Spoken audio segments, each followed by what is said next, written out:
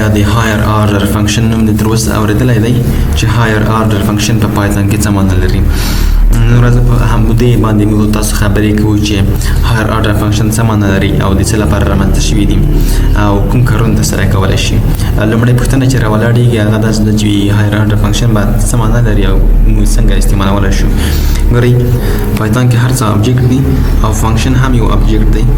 همدا وجه ده چې فنکشن کولی شو وریبل کې سټور کړو، بل فنکشن ته یې د ارګیومنټ په حیث یعنې از ارګیومنټ ورکړو، صحیح ده، او بل هم یا له بل فنکشن څخه ریټرن کړو. نو هماغه فنکشن چې له دې ځانګړتیاو څخه یوه هم ولري ورته هایر آرډر فنکشن ویل کېږي.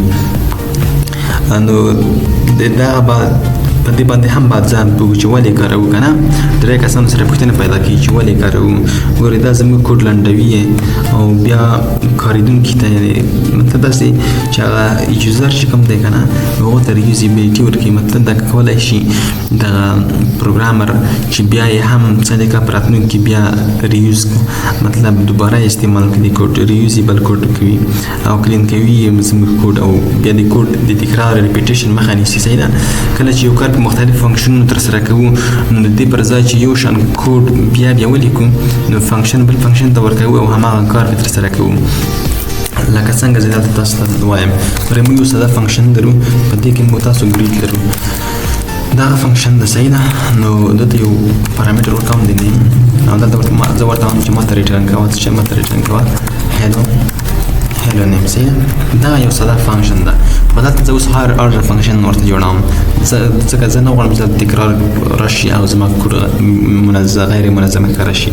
دلته ورته وایم چې هایر آرډر فنکشن. دلته لومړی پارامتر چې دی هغه دی یو فنکشن باید واخلي از ارګیومنټ. صحیح ده. او دوهمه ویډیو ده. هر وخت چې تاسو یعنې خپله باندې څه شی جوړوئ هایر آرډر فنکشن جوړوئ په دې ډول دغه سینټاکس ده او دلته ورته وایي چې ریټرن کړه ماته څه شی ماته ریټرن کړه دغه فنکي ویډیو چې کومه ده داسې دلته اوس زه کومه کال کوم یو ریزلټ وریبل کې واچوم همدغه هایر آرډر فنکشن. دلته به تاسو دلته موږ څخه ارګیومنټ غواړي دوه ځکه دلته موږ دوه ارګیومنټ ورکړي یو فنک دی او پارامتر ورکړي بل ویډیو ده. نو د فنک په ځای موږ څخه به ستا فنکشن غواړي نو تاسو دغه فنکشن چې کومه ده دا راځو د دوه فنک په ځای ورکوو. دا ورته وایم چې ګریډ. خو یو کار به تاسو کړی چې موږ دغه از ریفرنس ورکوو. صحیح ده. ریفرنس ورکوو. تاسو دلته داسې نه کوئ چې د قوسونه ورسره ولیکئ. صحیح ده. دا به نه ورسره لیکئ. دوهمه دلته ویډیو چې کومه ده صحیح ده د ویډیو دا به د دغه ځای ورکوي د نیم په ځای. صحیح ده. دا یې ورکړه مطلب د نیم ورکړه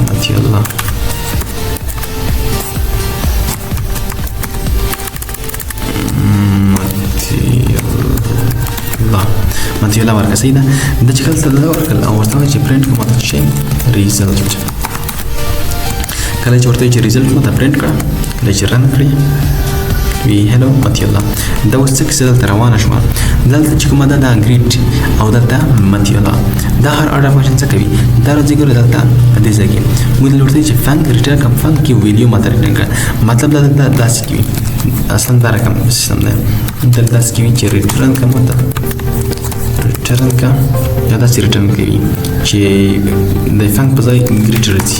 صحیح ده. ګریډ راځي ځکه دلته موږ ګره ګریډ ورته لیکلي او د ویډیو په ځای باندې چې راځي د ماتیولا راځي د ماتیولا دلته راځي. صحیح ده.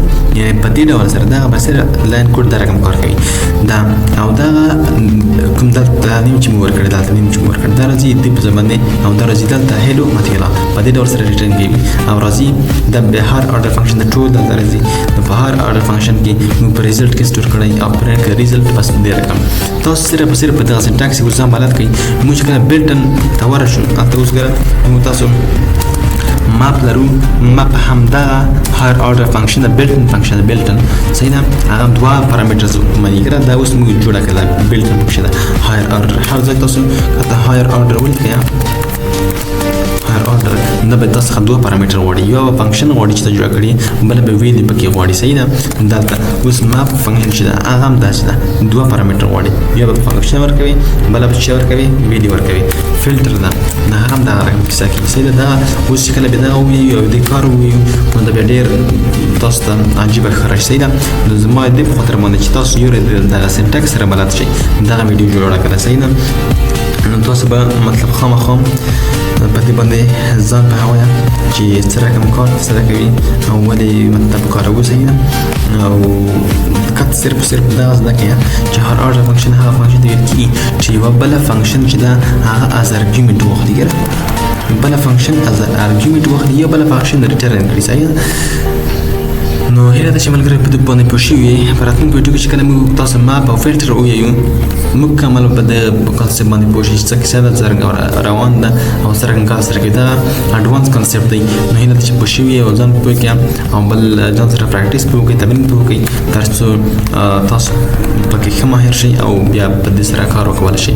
نو مننه. خدای په امان کې چارې.